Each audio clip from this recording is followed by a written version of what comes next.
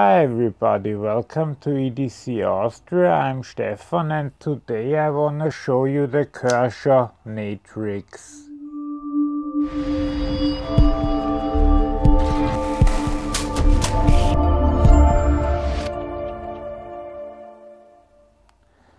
The Kershaw Natrix is a new offering from Kershaw, which is a nice drop point knife with 3.25 inches of blade length, or 8.3 centimeters, and a total length of 7.5 inches or 19.1 centimeters. The blade material, as with all China-produced Kershaws, is 8CR13 MOV.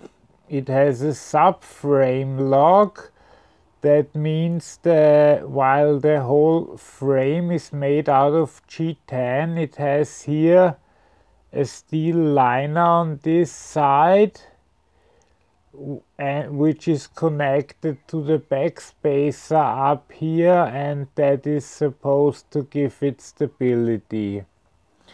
And the number of this knife is 7007, which is interesting because this knife is very heavily inspired by the Zero Tolerance 0777 and the 0770. This is basically a budget version out of these two knives. If you look at these knives, here you see the 777. It looks almost the same, just a bit bigger, but the basic structure is the same. And the 770 deviates a bit more, but still the handle shape is quite similar. And with giving this the number 7007, they really didn't go very far to hide this fact. I don't know if it's just mine, but the speed save doesn't deploy every time fully. I haven't oiled it yet because I want to show the knives how I get them, but you really, which I never had with any Kershaws, you really have to flick it with authority. And it's also possible that you might press on the lock bar a bit, but usually with a speed save that shouldn't matter. Here you have a nice fixed pivot on one side, so you really only need the Torx on the other. The oversized pivot was also taken from the 777. Here you can put your pocket clip also on the other side, tip up for left-handed carry. Yeah, the flipper tab even has some jimping on it. Generally this knife lies very good in the hand. Either you can catch it here where you have some jimping, or you go after that thumb ramp and still have very good control over what you're doing. And the choice of 8CR13 MOV is in this price bracket pretty normal. It's a steel that loses its edge relatively fast, but you can also resharpen it very fast. So there's a trade-off. See, it doesn't deploy every time, but I will of course oil it and so on. But when I do the review, I want to show how I get it out of the box and not how it works after I've put some time into it. Because if you are a new knife person, you should get a a product that is ready to use and not something you have to fiddle with for hours until it's ready to use fully. But if you think about it, no, I did it with full power now. It doesn't work every time. I don't know if this is just with my model. It is a nice stone washed finish. You have a nice fuller here, although I don't think you need it, but it's placed in such a position that it's likely to not catch too much dirt or whatever you are cutting inside, because from the angles the material is kind of skipping over it instead of taking hold. I also like the blade shape. It's a drop point blade, but it also, well, there are so many blade shapes today, I'm not even sure what to exactly call this. Now let's check out the weight.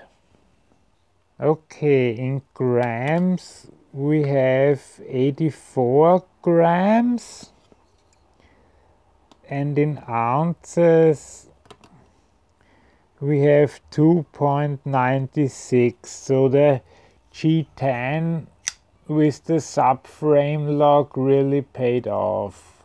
You really got a very light knife here.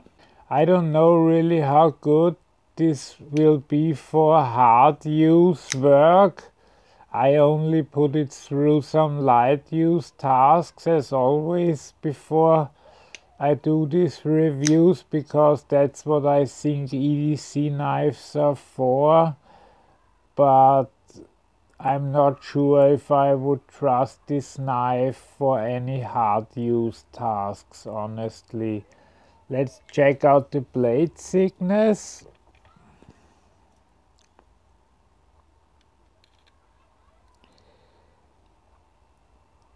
It's 2.83. Okay, so probably 2.8. You can easily close it one-handed, and I think the problems with the diplomat, I will try and oil it and stuff and maybe disassemble it. I'm really not sure what the problem is here, but it bugs me. Especially since this is for a Kershaw with $38, relatively expensive for a budget model, since you can get American-made Kershaws for around $50. So this is an expensive China-made Kershaw, and then to have such a problem with the speed safe, that's not fun.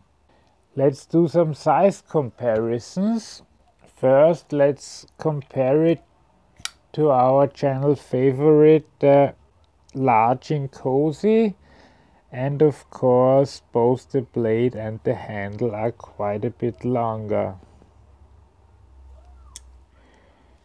Here we have the 3.5 inch Kershaw injection, which by the way only costs $20 and seems way more able to take some abuse. And here you can see the handle is about the same, yet the blade is a bit longer. Then we have our Para 3 from Spyderco. And here you can see that the blade from the Para 3 is by far not the same length, and the handle is also a bit shorter, and usually the Spydercos have pretty long handles. And finally, let's check another Kershaw. See, that's how a speed safe should work. That's the Kershaw Clash, one of my all-time favorites from them, and I think, yeah, they are about the same length. So basically, aside from the problem that mine doesn't deploy right, which I don't think is an inherent problem of this knife, I think this is just with my model. It's a pretty good knife. You can use it in any position, so for regular cutting, reverse grip, or even draw cutting, I didn't feel any hot spots whatsoever. It's a great knife. It might be a bit expensive for what you get, and as you can see here, the speed safe assist doesn't work at all. I mean, it does work, but not great and not every time. Now let's do some cutting tests.